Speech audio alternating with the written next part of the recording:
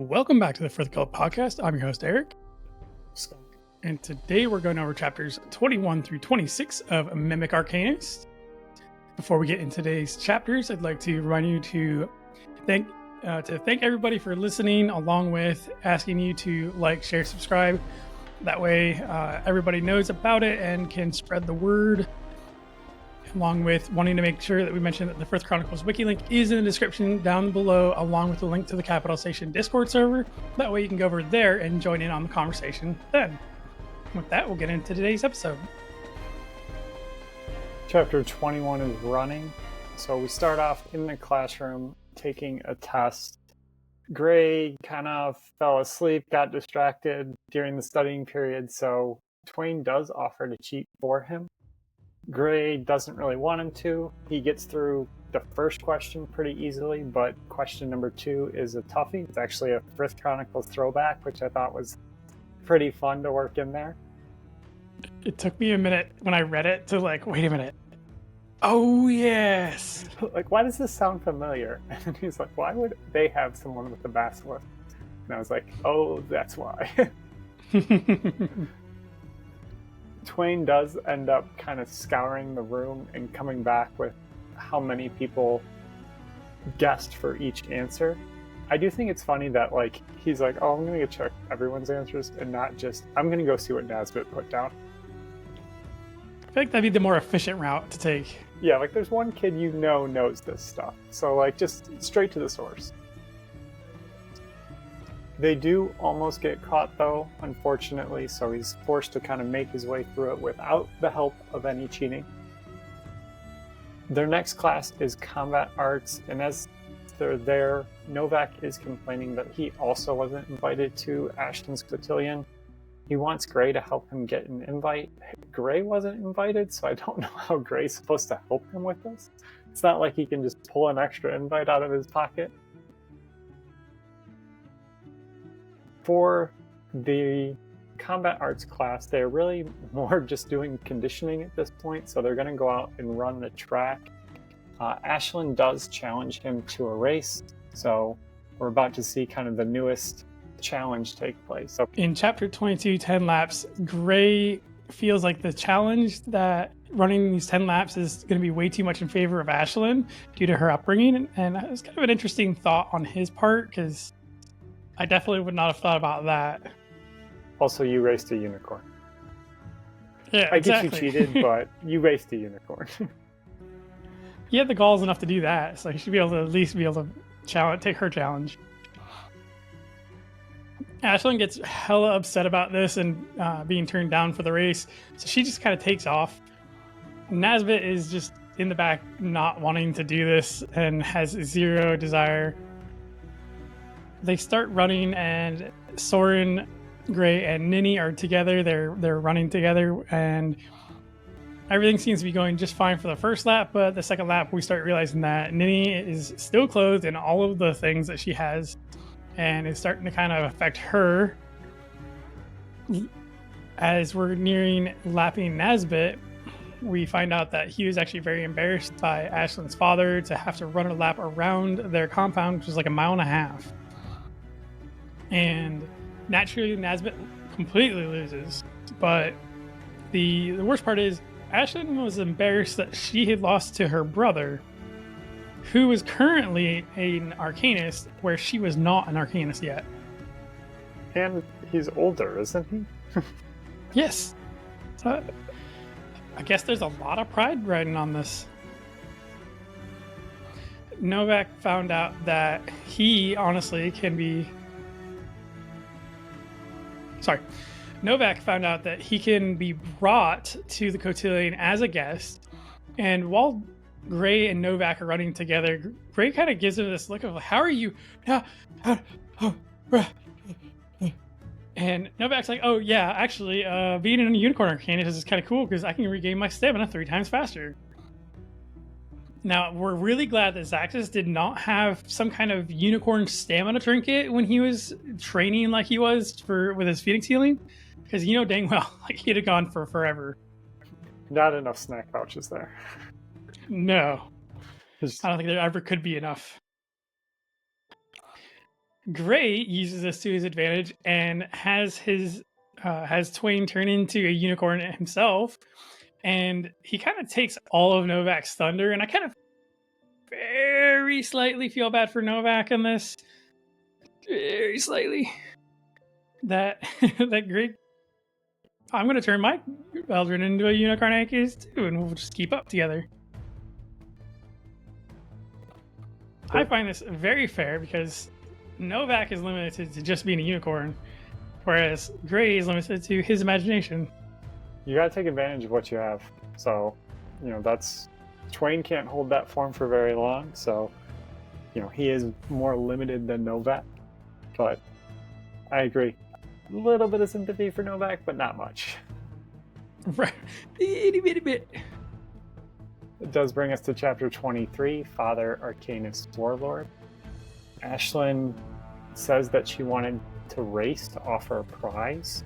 She was essentially going to say that if he beat her, he could have an invite to the cotillion. She was then gonna lose on purpose to make sure that he gets invited. So all I learned from this is that Gray picks up on hints about as well as I do, because I never would have gotten that. Never would I have either. Nope, that was right over the head. Helmuth does come down. She grabs Gray out of class. She's going to go take him to see her dad. And when she does this, the headmaster is there in the office as well. I realized 23 was such a short chapter for what it was, because it immediately picks up at chapter 24 with the abyssal It immediately picks up with chapter 24, Abyssal Trident. Holy hell, I want these rune tattoos so badly. Shit, man. They're so cool. So we're getting the description of Volk, and you got his got his jet black hair that looks like it's been slightly ruffled by the wind and adventure, and he's definitely this super tall guy in comparison to everybody else. And then they start talking about things that we haven't seen before. He has this black mark rune on his one forearm, and then he has a red rune on his other one, and it's got blue swirls going up his neck. And the coolest one of all is the one that he has in his eye that is a gentle golden color. What do they do? I need to know, Shammy. I know. It's so intriguing. Oh my gosh. What?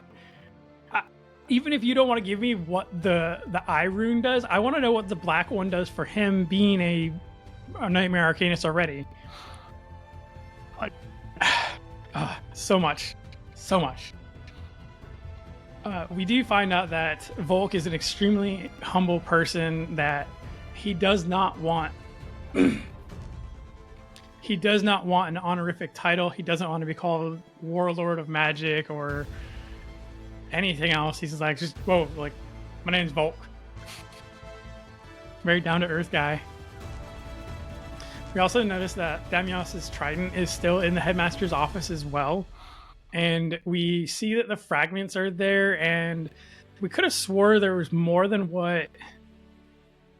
Well, we find out that Headmaster Venrover finds more, and he shows us that they, in fact, meld back together when they get close enough together. Kind of like that magnet sand or whatever. It's kind of about. Yeah. So the larger the fragment becomes, the more dangerous it gets. And that kind of makes sense. The more of it's concentrated, and especially with having Gray right there. Naturally, Headmaster Venrover is like, hey, Volk, can you use your sword to kind of destroy this, destroy the magic as well? As we know that Retribution is just insanely powerful at this point. So Volk is able to use his sword to separate the pieces, but he's not actually able to destroy them of their magic.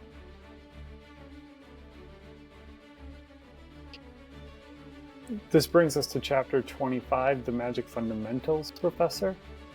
So we are going to meet our new professor after Professor Zane has left the premises. escorted out, probably. The new professor is a Rune, so related to Zaxxas. The class is having this argument over the meaning of handsome, which all the girls are just like ogling him, pretty much. He's got lots of piercings, his robe is open. This seems like just kind of the spitting image of Zaxxas, like, I'm gonna just show off my body. And he is bonded to a treasure cache metal spider. I think it's so cool. It is. It's this little metal spider thing, and pretty much if you want to bond with it, you just have to find it. And it's like, cool, we'll bond. His sister actually wrote the book, and this is kind of some family history that Nasbit is spewing, because of course he knows about everyone who was a god Arcanist. The class is going to be on magical plants and elements, and as they're going through, we find out that taking attendance, Professor Rune already knows the Cross family, has probably already been to a cotillion or two on his own, and he, surprise, is more on the hands-on learning. So he's going to trap them in a cave and let them figure out how to get out as their exercise. He's like, you don't have to do books, just escape a cave. You have to read books a little and then to know how to escape the cave. Yes. Get that all-important knowledge beforehand. Practical application, okay? It is. Make sure they retain the information. I mean, I would totally be okay with that. I think it's super cool. I was always jealous of reading through Harry Potter in the third book with Professor Lupin's class. I would have loved that. Yeah, you actually get to practice something. Yeah, and having that practical exam at the end of it, where you actually have to go fight against things and know which way to go against the different creatures. So it was pretty awesome. But with that ends today's chapters 21 through 25. Next week we'll pick it back up with 26 through 30. And since we have a new mystical creature to talk about today, we're going to go over the treasure cache spider. For the description of it, is a metal spider that stands about 3 feet tall with legs that remind of daddy long legs.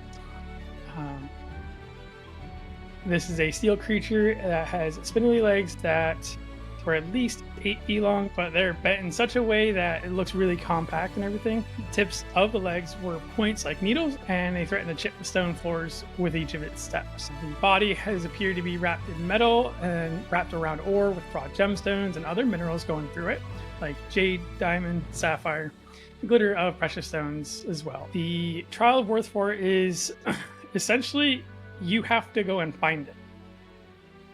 I feel like that sounds simple enough, but knowing full well this is probably not. The treasure cache spider is a tier 2 spider, or tier 2 creature, so Knovak is no longer the weakest arcanist in the room per tier. It is a fable reproduction. Basically the spiders are born every 1,000 years from gold lodes. And as long as the load hasn't been mined, it'll continue to appear. Their evocation is webs that they're able to evoke sticky webs that are thick and difficult to cut. And these webs can be lit on fire, but do not burn through quickly. So just a little bit of fire isn't going to do it all. Their manipulation is gold and silver, and that they're able to manipulate gold and silver as though wet clay. They can shape it and even move it without needing to touch it. So that'd be a really heck of a cool thing to have if you're a rich person. Kind of sucks if you're poor. Right, you won't have as much to really do anything with, and you have to find your own. Their augmentation is polish and repair, and basically they're able to gain immunity to poisons, venoms, acid, and entropic effects. They're also able to augment others by being able to repair inanimate objects, even magical ones, or give things and individuals a polished appearance that make them glittery or glitter slightly. So this is the perfect thing against the undead things, no entropics. That one's a big boon right there. With their imbuing, typically the magic often creates items that grant powers of stealth to the wielder, quiet movements, subtle magical camouflage, and immunity to mental detection. Their auras are befuddlement. When the treasure cache spider Arcanist creates the aura, the whole area becomes filled with purplish haze. Objects shimmer and move like mirages on the desert horizon, and sounds seem as though they are filtered through water and become borderline incoherent. Everyone caught in the befuddlement aura loses their balance, can't see really properly, and has their thoughts jumbled. This effect ends if they are harmed, but otherwise lasts until the aura is ended. The innate abilities of a treasure cache spider and their Arcanist is that they can set inherent worth of any object, both magical and mundane, and they don't need to breathe for a full day and can move silently with a mere thought. Their true form type is Egha. The treasure cache spider Arcanist must amass a hoard of wealth that contains at least 12 distinct gemstones, 12 star shards, and 12 types of valuable materials to include like ivory, ghostwood, those kinds of things. Their true form appearance is its body fills with a beautiful crimson liquid that can be seen through the walls of their golden thorax. A long thread of silk trails behind them like a tail, and it glistens and moves on its own. This reminds me of the spiders in Skyrim, the mechanical ones. Yeah, they're creepy. Or like anything mechanical. This thing's a whole lot cooler than those are. Absolutely. In the little like dwarf caves. Mm-hmm. Their true form ability is silk threads, and they are able to create an endless amount of the finest and most durable silk. The silk is slightly magical in nature, it's immune to flames, and it shimmers with untold beauty. And while the true form treasure cache spider can make infinite amounts, it must take breaks similar to individuals who donate blood. So not only do you have this massive amount of wealth to get a true form, but then you could just continuously make silk that is going to give you even more money. Farm richness. Exactly. Like they found the farming technique. The in-world lore for the treasure cache spiders are known for their lairs and traps, and most of these Arcanists set up elaborate traps made of silver and gold to protect their wealth and lair. When someone enters, the Arcanist activates their befuddlement aura, and the intruders hurt themselves on the nearest trap. Because of this reputation, most people deal with treasure cache spiders and their Arcanists with great caution. Their real-world inspiration is based on a rare monster found in a video game, specifically junior RPGs. Often in these games, a rare creature with tons of money or experience will randomly spawn during a battle. These tricky creatures frequently flee before you can kill them, which is why the treasure cache spider has the abilities that it does. Such a cool creature. Like, I don't think Shammy has made a not cool creature. Alright, and with that ends today's episode. We'll jump back in next week with chapters 26 through 25. And I know we are getting closer to Christmas holiday or any other holiday that you may celebrate. And we are definitely getting the holiday spirits here. And I know I was definitely looking forward to a bestiary for Christmas. Unfortunately, we may not have that happen, but it makes the wait a little bit better. Sad face. All right, we'll catch you guys next week.